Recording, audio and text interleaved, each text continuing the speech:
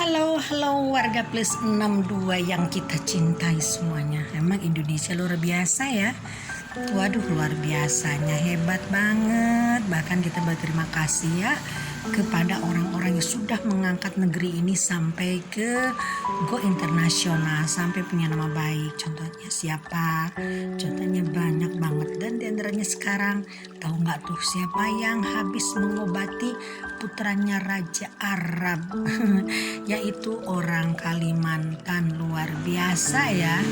Jadi beliau ini punya keahlian supranatura yang bisa menyembuhkan berbagai macam penyakit. Konon putra Raja Arab ini sudah koma selama 17 tahun dengan punya penyakit, dasarnya katanya saraf terjepit, tapi mungkin ada hal-hal yang lain yang menyebabkan sang putra Raja Arab ini sampai koma dan tidak ingat apa-apa selama belasan tahun. Aduh, maaf teman-teman ya, ini suara motor selalu mengganggu ya. Nah, ini kita teruskan lagi. Nah, jadi dengan seorang ibu Ida Dayak yang punya kelebihan luar biasa, orang yang sosoknya sangat-sangat sederhana ya, hanya datang dari kampung, dari daerah Kutai Kalimantan yang sekarang jadi ibu kota negara Nusantara ya. Jadi beliau ini punya keahlian pengobatan memakai minyak bintang katanya. Minyak bintang ini cukup dioleskan, tapi ternyata minyak bintang ini kalau kita lihat, kita telusuri hanya sebagai media aja, karena beliau sendiri punya kekuatan yang luar biasa. Jadi yang bekerja di sini siapa? Yang bekerja di sini Tuhan, Allah yang Maha Kuasa, teman-teman ya. Nah, jadi Ibu Ida Dayak ini dan minyak bintangnya hanya sebagai perantara aja.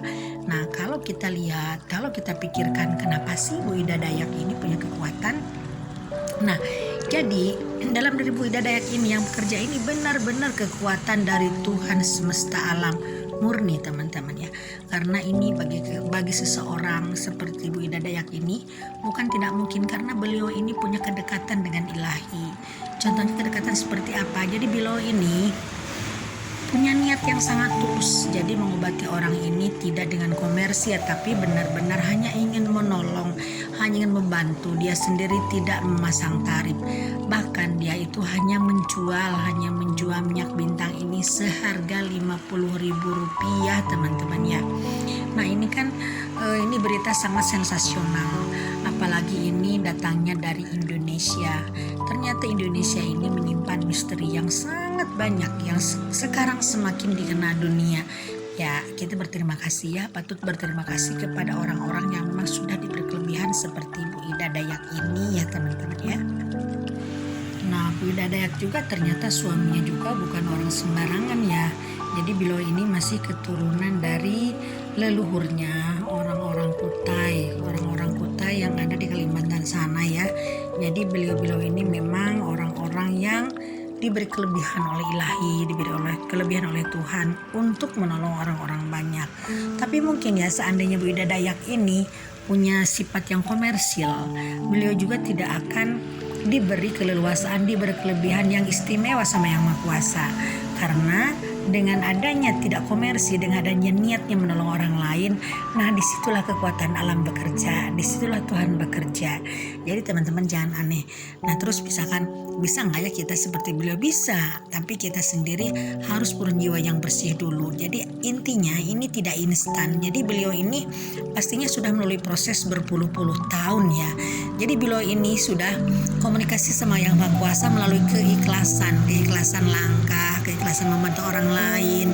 Coba aja lihat teman-teman ya, rumahnya di Kalimantan ini awalnya sebelum beliau ini terkenal kan sederhana ya, berada di daerah perkampungan di Kalimantan sana. Tapi ternyata sekarang beliau ini, wah kalau dibilang harta mah udah luar biasa ya. Yang disembuhkannya juga bukan orang-orang sembarangan kan, seperti putra Raja Arab, seperti orang-orang kedutaan di Arab, seperti Mas Tungkul, seperti banyak-banyak yang lainnya di kelas-kelas dunia ya. Bahkan termasuk siapa itu Jackie Chan ya.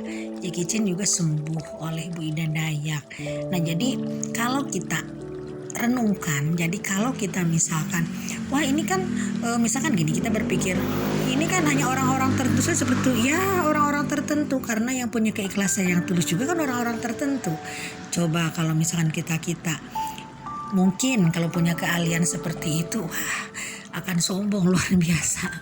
Akan mungkin kita mengkomersikannya, kalau mau sih bayar sekian, oke. Kalau mau dibayar sekian, oke. Tapi kan oleh orang seperti Bunda Dayaka ini, beliau ini memang keikhlasannya ini tidak bisa diukur dengan uang. Makanya jangan heran kalau beliau ini memang punya popularitas yang luar biasa, karena yang membawanya itu Tuhan kemana-mana. Jadi kekuatan itu kekuatan alam semesta, teman-teman ya.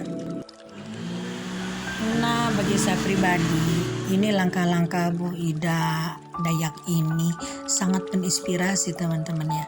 Jadi alangkah kita pentingnya untuk punya niat yang baik, niat yang tulus membantu orang lain. Jadi kita memberi dulu. Jadi ini sistemnya tabur tuai. Jadi setelah kita menabur baru kita menuai. Jadi perjuangan Bu Ida Dayak menolong orang, mungkin di kampungnya beliau ini udah lama membantu orang ya, mungkin udah belasan tahun, mungkin udah puluhan tahun. Jadi beliau ini dari mulut ke mulut, ditok tular ya.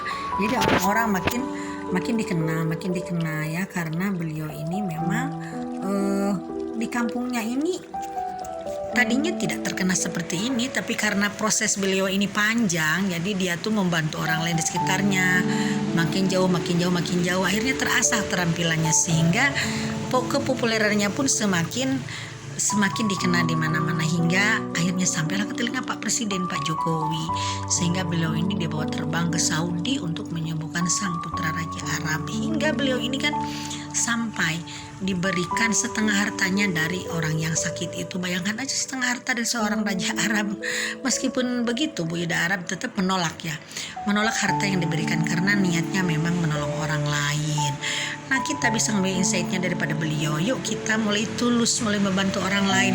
Ya sekarang kita fokus ke diri orang lain dulu. Nah, baru nanti setelah itu alam semesta akan mendatangkan rezeki yang banyak yang tidak terbatas untuk kita lewat tangan orang-orang yang kita tolong. Nah, jadi kita bisa menolong teman-teman di sekitar kita, keluarga di sekitar kita dengan kekuatan kita, dengan semampu kita.